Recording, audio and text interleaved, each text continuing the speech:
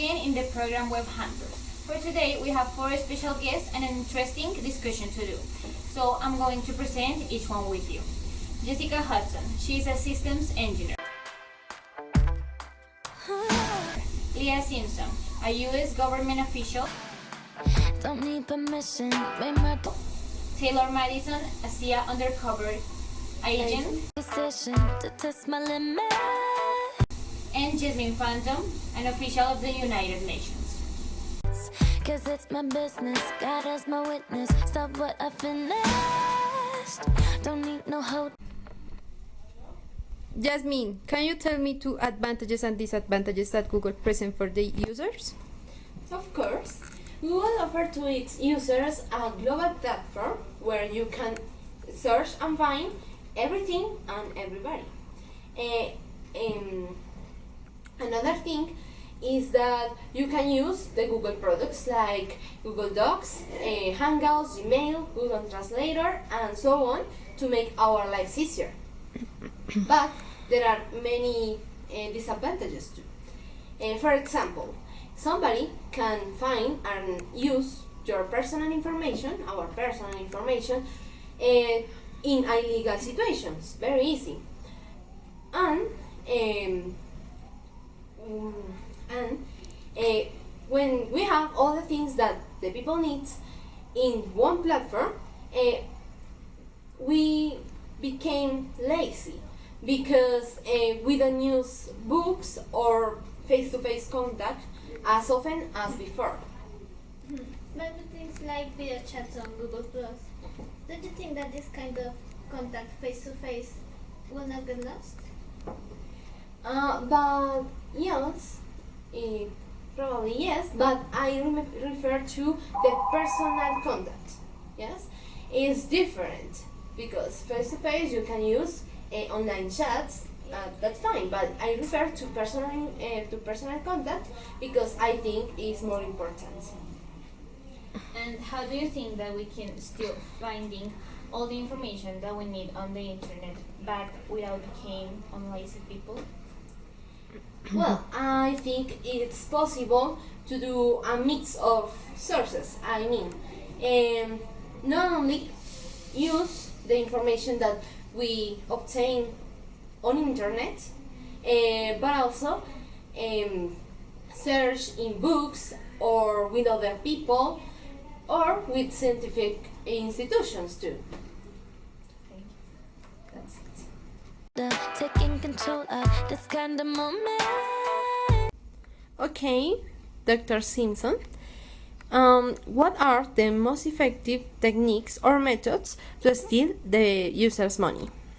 Well, nowadays, online games have virtual currencies used to buy items in the game, and you can even exchange real money to buy it.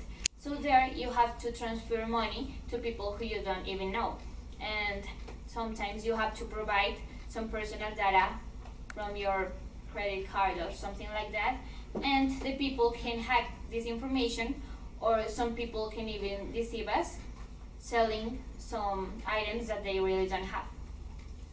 Okay, how do you think that the video games company achieve the attention of its users?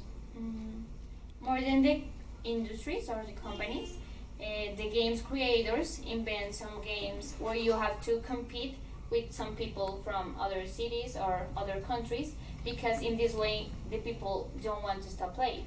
Different to some games in which you have to cross some levels because you have an achievement, and when you reach this achievement you just stop playing. Okay. And to what kind of danger could be exposed people who play online games? Well, we can be exposed to some person that steal our information, like hackers, or some children can be exposed to adults who pretend to be another children and start to stalk them, and in extreme cases some adults even organize encounters with the children to rob them. I'm locked and loaded, completely focused. My mind is open. Miss Taylor, how can I prevent the thief of my personal information by social networks? Well, actually, I think that we have to take care about the things that we share through this kind of social networks. For example, things like photos, information, you have to keep it by yourself and don't share it through this kind of social networks.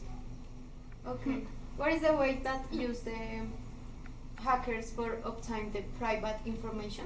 Well, I think that the most popular on this time is like creating a page that copy the original, and of that way people used to introduce their information and they can take that information. So it's like, yes, that. Okay, do you think social networks should have a strict ban policy to control the use by children, and why? Yes, well, actually, it's because kids don't know how they have to be on this kind of social networks. So, for example, little kids can say information, private information about their homes or other things, and of that way, other people, can do something to the kids. So I think that yes, they have to have a strict policy about that. All that you got, skin to skin. Oh my God, don't you stop. So, Miss Hudson, what kind of risks people could have on social networks?